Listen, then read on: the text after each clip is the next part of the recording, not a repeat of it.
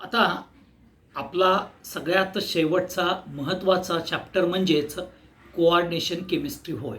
Hello, good morning. परत एकदा सांगतो की आपला शेवटचा चॅप्टर जो आहे 12वीचा तो कोऑर्डिनेशन केमिस्ट्रीचे MCQs बघायचे आहेत आपण.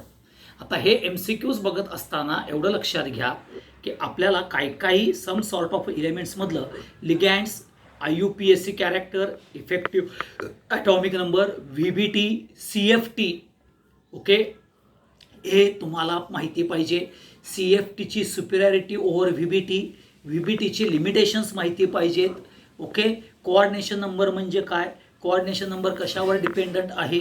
ओके, ऑक्ट्राहायड्रल कॉम्प्लेक्स आणि टेट्राहायड्रल कॉम्प्लेक्समध्ये कुणामध्ये आपल्याला प्रॉपर्टीज जास्त, स्टॅबिलिटी जास्त बघायला मिळते. व्हाय स्टॅबिलिटी इज मोर, मग तो नेचर ऑफ लिगँड्स असेल, चार्ज डेन्सिटी रेशो असेल, ओके, जॉमेट्री असेल, ह्याच्यावरती आपल्याला स्टॅबिलिटी बघायला मिळते. स्पेक्ट्रोकेमिकल सिरीज म्हणजे काय हे आपण बघायचं आहे. आणि त्यातच सगळ्यात टिपिकली जो पार्ट येतो जो आयसोमेरिझमचा कॅरेक्टरचा पार्ट येतो. तुम्ही isomerism, IUPAC, effective atomic number, okay, हे लक्षात ठेवा.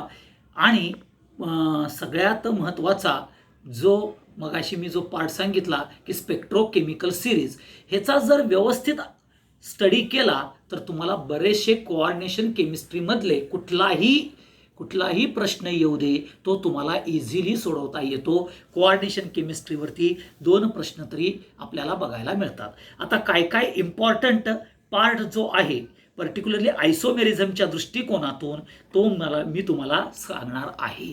कारण का, आणि तो तुम्ही नीट इन्कल्केट करून घ्या, म्हणजेच आत्मसात करून घ्या, हे तुम्हाला मी सांगतो.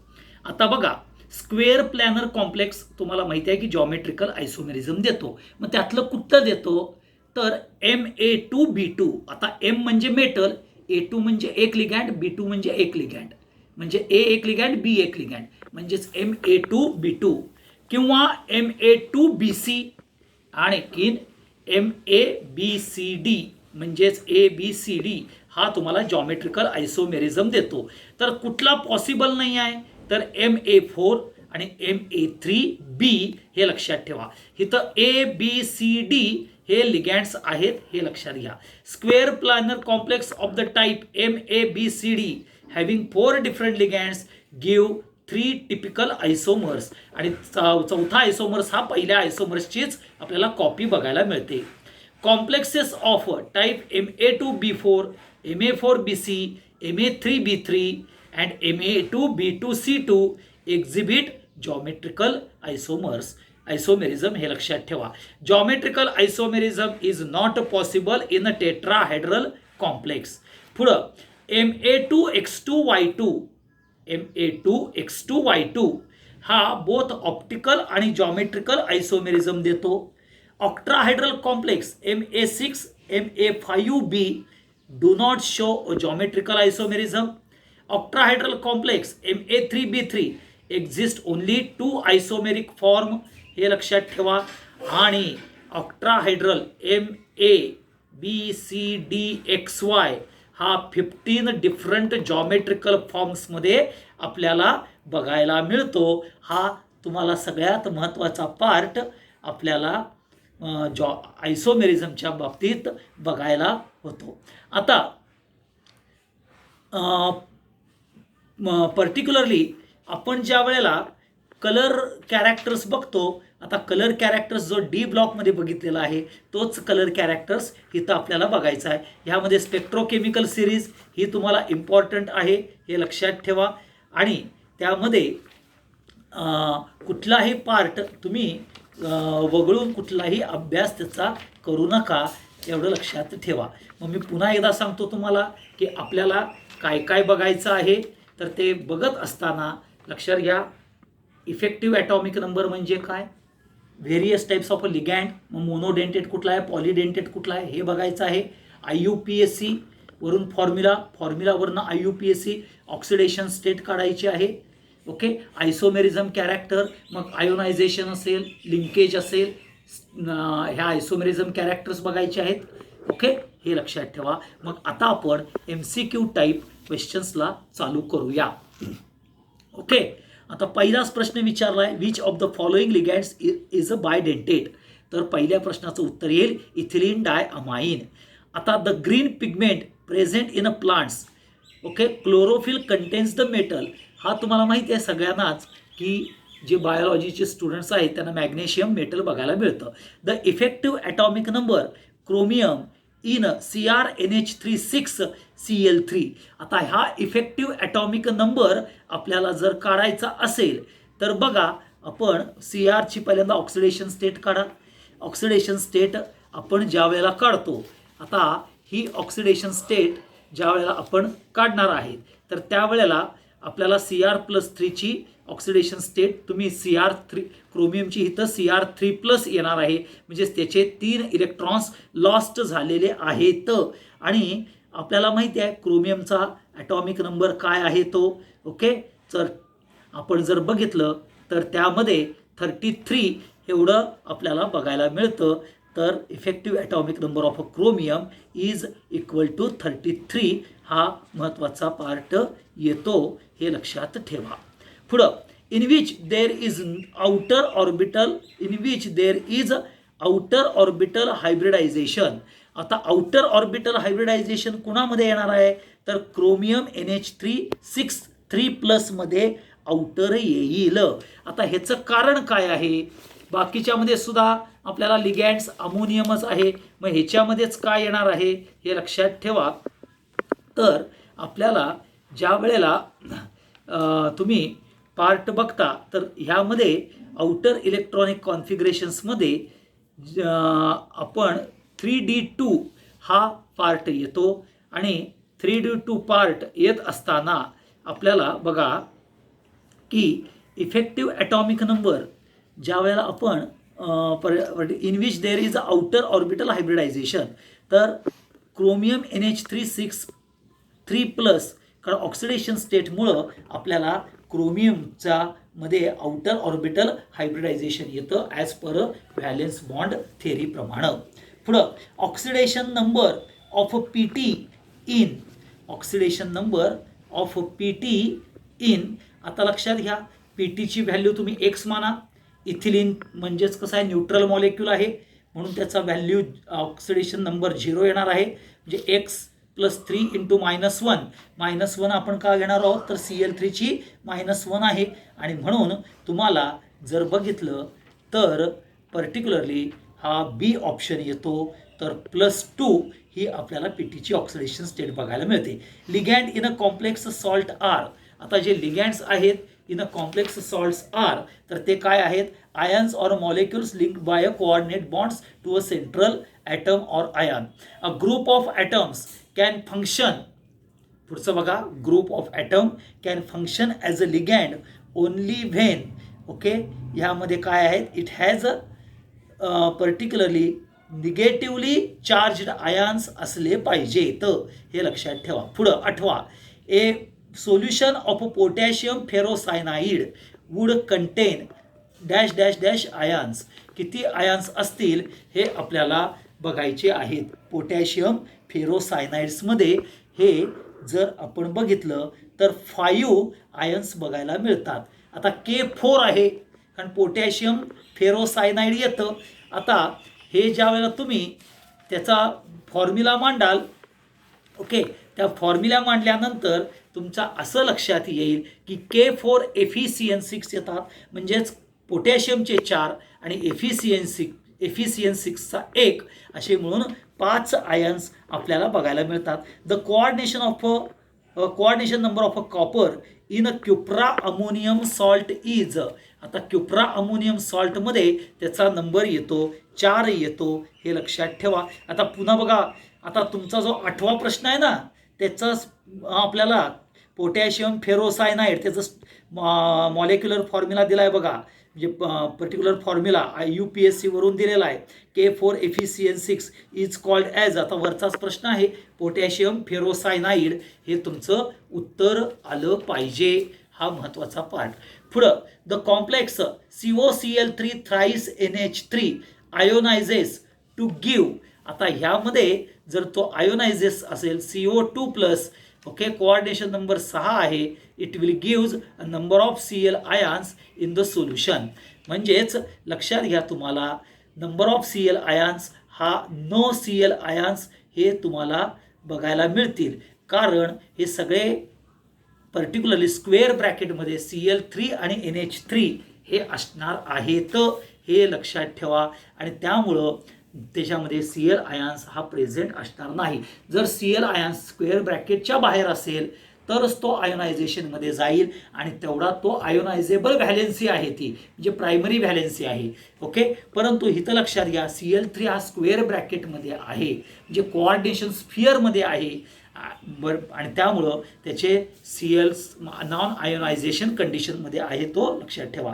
AgCl dissolve in NH4OH due to the formation of, तर हा फॉर्मेशन होतो AgNH3 ट्वाइस Cl, ह्याच्यामुळं आपल्याला बघायला मिळतं. पुढं कार्नालाइट हा जर बघितलं तर कार्नेलाइट काय आहे, तर आपल्याला डबल सॉल्ट बघायला मिळतो. कार्नेलाइट काय आहे, हा डबल सॉल्ट आहे, हे लक्षात ठेवा. The formula of sodium nitroprusside is, sodium nitroprusside is, हा जर तुम्ही फॉर्म्युला बघितला, सोडियम म्हणजे सोडियम बाहेर येणार आहे, एवढं लक्षात ठेवा.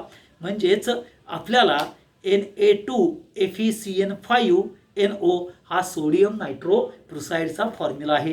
Which complex has a square planar structure, आता ह्याचं स्क्वेअर प्लॅनर स्ट्रक्चर जर आपल्याला काढायचं असेल तर लक्षात घ्या, तर CuNH3 2+ क्युप्रा अमोनियम सॉल्ट, तुम्ही आपल्याला VBT मध्ये गेला की तुम्हाला how to find out the structure, okay, हायब्रिडायझेशनवरनं आपल्याला काढता येतं. आणि हे हायब्रिडायझेशनवरून ज्या वेळेला स्ट्रक्चर्स काढता त्यावेळेला लक्षात ठेवा की आपल्याला CuNH3 is a square planar complex, ह्यामध्ये DsP2 हायब्रिडायझेशन बघायला मिळतं.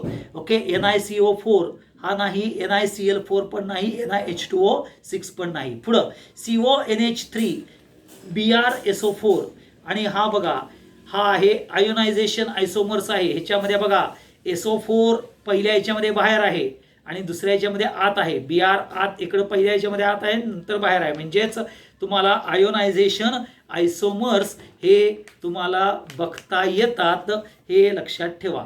पुढं CONH3 Cl2NO2 आणि CONH3 ClNO2Cl exhibit which types of आयसोमर्स, हा कुठल्या टाईप्सचा आयसोमर्स करतो, परत तो आयोनायझेशन आहे बघा, कारण NO2 आत आणि बाहेर आहे.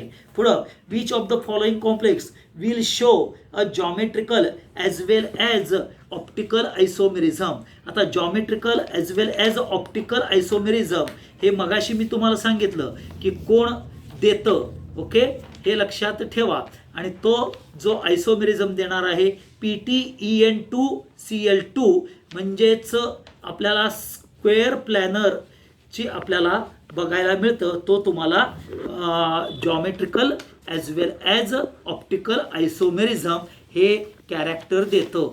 ओके, PTEN2, कारण का ट्रान्स आयसोमर्स त्यामध्ये तयार होतो, सिस आणि ट्रान्स हा देत जरी नसला तरी सिस हा ऑप्टिकल आयसोमेरिझम कॅरेक्टर देतो, कारण का हे स्क्वेअर प्लॅनर स्ट्रक्चर येतं. स्क्वेअर प्लॅनरमध्ये ट्रान्स येणार नाही. स्क्वेअर प्लॅनर म्हटलं की जॉमेट्रिकल आयसोमेरिझम देईल, आणि त्यातला सिस पार्ट घेतला तर तो जॉमेट्रिकल आयसोमेरिझम येईल. Which of the following is odd one out, potassium ferrocyanide, ferrous ammonium sulphate, potassium ferrocyanide, okay, परत दोनदा झाले पोटॅशियम, ह्या फेरिक सायनाइड आहे, सॉरी, ए आहे फेरिक सायनाइड, ओके, आणि सी आहे पोटॅशियम फेरोसायनाइड. ह्यातला ऑडमॅन आउट कुठला आहे, तर पोटॅशियम फेरोसायनाइड हा पार्ट आपल्याला वाटतो, कारण का इथं फेरस अमोनियम सल्फेट हा ऑडमॅन आउट आहे, बाकीचे सगळे कोऑर्डिनेशन कंपाऊंडमध्ये येतात, आणि फेरस अमोनियम सल्फेट हा डबल सॉल्टमध्ये कॅरेक्टर बघायला मिळतं. पुढं द फॉर्म्युला डायक्लोरोबिस युरिया कॉपर 2 हा जर आहे तर हा बी ऑप्शन येतो, CuCl2O double bond CNH two twice, कारण का युरिया म्हटलं की NH2 C double bond O NH2 म्हणून CuCl2 आहे. काय झालं डायक्लोरोबिस म्हणून पहिल्यांदा कॉपर घेतलं, डायक्लोरो घेतलं म्हणजे Cl2 घेतलं आणि युरियाचा फक्त फॉर्म्युला लिहिलेला आहे, हा लक्षात ठेवा. आणि तो O कडनं लिंकेज होतो, C कडनं लिंकेज होत नाही, एवढं डोक्यात ठेवा. कळलं. पुढं which of the following is organo metallic compound. Organo metallic compound हा कुठला आहे तर आपल्याला TiC2H4 म्हणजेच टिटॅनियम टेट्रा इथाईल हा तुम्हाला ऑर्गॅनो मेटॅलिक कंपाऊंड बघायला मिळेल. The oxidation state of a Fe in a brown complex okay FeH2O5 NoSO4 is. आता ह्या जर तुम्ही बघितला तर ड्यू टू +1 ऑक्सिडेशन स्टेट ही तुम्हाला बघायला मिळते. आता ही +1 ऑक्सिडेशन स्टेट ही जर तुम्हाला बघायची असेल तर ती काय येते, हा जर महत्त्वाचा पार्ट आपण जर बघितला तर लक्षात ठेवा. हे येत असताना सगळ्यात महत्त्वाचं म्हणजेच +1 oxidation is a neutral ligands with NO+ आणि पॉझिटिव्ह लिगॅंड आहे, सो ऑड इलेक्ट्रॉन आहेत हे लक्षात ठेवायचं. पण in the compound lithium tetrahydro aluminate the ligand is tetrahydro aluminate. ह्यामधला लिगॅंड हा जर बघितला तर H- हा हायड्राईड, टेट्राहायड्राईड हा आहे, त्यातला H- हा लिगॅंड आहे, ॲल्युमिनियम हा मेटल आहे हे लक्षात ठेवा. In which of the following coordinate compound in the central metal atom obeys EAN rule. Effective atomic number rule हा कोण एक्झिबिट करेल किंवा कोण तुम्हाला देईल, तो K4FeCN6 हाच देतो, बाकीचे कुठलेही देत नाहीत. ह्याचं कारण तुम्हाला माहिती आहे, इफेक्टिव्ह ॲटॉमिक नंबरला X - Y + Z ह्या फॉर्म्युल्यामध्ये जर घातलं तर तुम्हाला आपल्याला जो इम्पॉर्टंट जो आहे त्याच्यामध्ये 36 म्हणजे क्रिप्टॉन एवढं काय यायला पाहिजे, ॲटॉमिक नंबर्स यायला पाहिजेत, एवढं लक्षात ठेवा. जर तो ॲटॉमिक नंबर तेवढा जर आला नाही म्हणजेच इनर्ट गॅस कॉन्फिगरेशन किंवा इनर्ट गॅस एवढ्या ॲटॉमिक नंबर जर आला नाही तर तो एक्सेप्शनल कोऑर्डिनेशन कंपाऊंड म्हटलं जातं आणि ह्यातलं फक्त K4FeCN6 हाच ओबे करतो, हे लक्षात ठेवा. पुढं which of the following is a paramagnetic in character.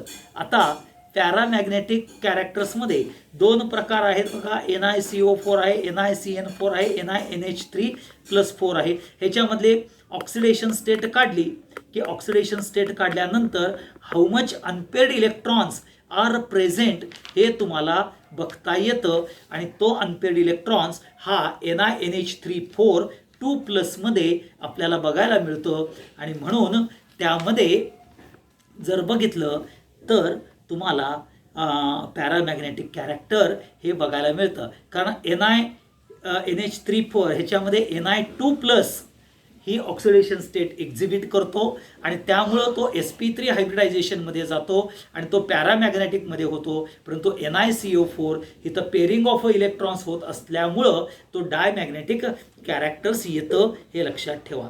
Which of the following has a square planar structure. आता स्क्वेअर प्लॅनर स्ट्रक्चर जे येतं ते याच्याकरता DsP2 हायब्रिडायझेशन हे कॅरेक्टर असलं पाहिजे, हे सगळ्यात महत्त्वाचं. ओके, शेवटचा पार्ट बघूया. The unpaired electrons in NiCO4R. Okay, unpaired electron in NiCO4R लक्षात घ्या. ह्याच्यामध्ये आपल्याला ऑप्शन जो येतो तो 0 येतो, एवढं लक्षात ठेवा. कारण का कार्बोनिल ग्रुपमध्ये ज्यावेळेला कार्बोनिल ग्रुप अटॅच होतो त्यावेळेला अनपेड इलेक्ट्रॉन्स हे 0 असतात. हा एवढा जो MCQ टाईप क्वेश्चन्स आपण बघितले तेच तसेच प्रश्न पुढे आहेत. ओके, विच इज म्हणजे 32 बघितला, विच इज नॉट अ पाय बॉन्डेड कॉम्प्लेक्स. आता पाय बॉन्डेड कॉम्प्लेक्स कोण नाही आहे तर डायबेन्झिन क्रोमियम, ह्यामध्ये पाय बॉन्डेड कॉम्प्लेक्स येत नाही आहे. Total number of possible isomer of the complex compound हे तुम्हाला दिलेलं आहे. ह्यामध्ये नंबर ऑफ पॉसिबल आयसोमर्स जर बघितलं तर आपल्याला 4 आपल्याला आयसोमर्स बघायला मिळतात, हे लक्षात ठेवा. ओके, मग ह्या पद्धतीनं तुम्ही MCQ टाईप क्वेश्चन्स हे कोऑर्डिनेशन केमिस्ट्रीमध्ये सोडवा. आता लक्षात घ्या, आपण इथंपर्यंत पर्टिक्युलरली टोटल तुमचा केमिकल कायनेटिक्स असेल, मेटॅलर्जी कॅरेक्टर असेल, ओके, पी ब्लॉक एलिमेंट्स असेल, D&F असेल, बायोमॉलिक्युल्स असेल, केमिस्ट्री इन एव्हरीडे लाईफ आहे, okay, polymer, okay, D&F, aldehyde and ketone, okay, nitrogen containing compound, okay, आणि कोऑर्डिनेशन केमिस्ट्री. ह्या सगळा पार्ट तुमचा MCQ टाईप विथ सिनॉप्सिस मी तुम्हाला सांगितलेला आहे. ओके, ह्यामध्ये तुम्हाला जर काही शंका असतील तर त्या शंका आपण तुमच्या सॉल्व्ह करूया. परंतु माझी तुम्हाला सगळ्यांना विनंती आहे, रिक्वेस्ट आहे की जे काही मी सिनॉप्सिस पाठवलेले आहेत, ज्या काही MCQs पाठवलेले आहेत आणि जे मी MCQs तुम्हाला ओरली मी ज्या सोडवून घेतलेल्या आहेत, ह्याच्याकडं पुन्हा एकदा तुम्ही लक्ष द्या, वाचा. ओके, आता करोनाचा पार्ट आहे, मला वाटतंय की ह्या आपल्याला 15-20 दिवसात पुन्हा एकदा की मे बी काहीतरी हे देऊन आपल्याला जे रियायत देऊन, सवलत देऊन पुन्हा एकदा आपण भेटण्याचे चान्सेस आहेत. ओके, तुम्हाला माहिती आहे की तुमची CET ही साधारणपणे जुलै महिन्यात आहे. ओके, मग त्या जुलै महिन्यापर्यंत जर समजा आपल्याला एखादा 10-15 दिवसाचा जरी वेळ मिळाला तर पुन्हा बऱ्याचशा गोष्टी तुम्हाला तुमच्याकरता आपल्याला करवून घेता येतील, तुम्हाला सोडवून देता येईल. परंतु तोपर्यंत हे लक्षात ठेवा राजानो की तुम्ही रिलॅक्समध्ये राहू नका. उलट तुम्हाला ही अपॉर्च्युनिटी आहे की ह्याच्यातून तुम्हाला जास्त मार्क्स मिळतील. जेवढे नंबर ऑफ MCQs तुम्ही सोडवाल. आता बघा, तुम्ही मी सांगितलेलं तुम्हाला polymer, biomolecule, chemistry in everyday life, okay, P block, D&F block, coordination chemistry, आणि हे जर तुम्ही बघितलं, आणि मेटॅलर्जी. ओके, हे जे 7 ते 8 टॉपिक असे आहेत, ह्याच्यावरती प्रत्येकी 2 किंवा 3 किंवा 2-3 ह्याचं, आणि chemistry in everyday life. Okay, हे सगळे आपण थेरॉटिकल पार्ट बघितलेले आहेत. लक्षात घ्या, इथं रिॲक्शन्स कमी आहेत. हे जर तुम्ही चांगल्या पद्धतीनं म्हणजेच प्रत्येक MCQ सोडवत जर गेला, तुमच्याकडे जे पुस्तक अवेलेबल आहे ते लक्षात घ्या. तुम्ही जर तुमचं बोर्डाचं पुस्तक लाईन टू लाईन जर वाचलं तर बरेचसे तुम्हाला MCQs हे इझिली जाणार आहेत. त्यामधलेच तुम्हाला MCQs विचारले जातात. आणि जर तुम्ही बघितले तर ह्या 8 ते 9 चॅप्टर्सवरती प्रत्येकी 3-3 जरी किंवा 2-2 जरी म्हटलं तरी अगदी कमीत कमी आपण 2-2 पकडूया तर 16 ते 17 प्रश्न येऊ शकतात. म्हणजे 17 मार्कांची तुमची, म्हणजे 17 प्रश्नांची तयारी तुमची होऊ शकते. मग तसंच हॅलोजन आहे, हॅलोजन टू नायट्रोजन, ह्याच्यावरती जरी तुम्ही बघितला त्याच्यावरती परत 2-2. ओके, म्हणजे तुमची तयारी ही आरामात 40 मार्कांची ही होऊ शकते किंवा 30 ते 35 मार्कांची तयारी ही आपल्याला झालेली आहे. ओके, एवढा पार्ट तुम्ही पुन्हा एकदा रिवाईज करा. 12वीचं जेवढं मॅक्झिमम कराल तेवढं तुम्हाला इझी जाईल, तेवढे तुम्हाला केमिस्ट्रीमध्ये तुम्हाला चांगला अचिव्हमेंट होईल. लक्षात घ्या की तुम्ही काय जे इंजिनिअरिंगला जाणार आहेत किंवा ज्यांचा B ग्रुप आहे त्यांनी जास्त करून बायोलॉजी आणि मॅथ्सला हे करतात, परंतु त्याला सुद्धा लिमिट आहे. लक्षात ठेवा, 100 मार्क आहेत हो दोन्हीतला. ओके, तर पुढच्या कॉम्पिटिशनला जर तुम्हाला मार्क मिळवायचे असतील तर केमिस्ट्री हा तुम्हाला हात देणारा सब्जेक्ट आहे. म्हणजेच मार्कांचा जो तुम्हाला इन्क्रीज इन मार्क्स जर करायचे असतील आणि तुम्हाला कुठंतरी कॉम्पिटेटिव्ह कॅरेक्टर्समध्ये जर जायचं असेल तर केमिस्ट्री हे करा. आणि त्यातले मी जे तुम्हाला टॉपिक सांगितलेत, पुन्हा एकदा टॉपिक सांगतो. ओके, त्यामध्ये लक्षात घ्या, particularly metallurgy, P block elements, okay, त्याच्यानंतर biomolecules, polymer, chemistry in everyday life, D&F, coordination chemistry.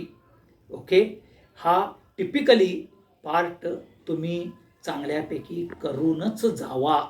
Okay, जेणेकरून तुमचा केमिस्ट्रीचा स्कोअर चांगला होईल. ओके.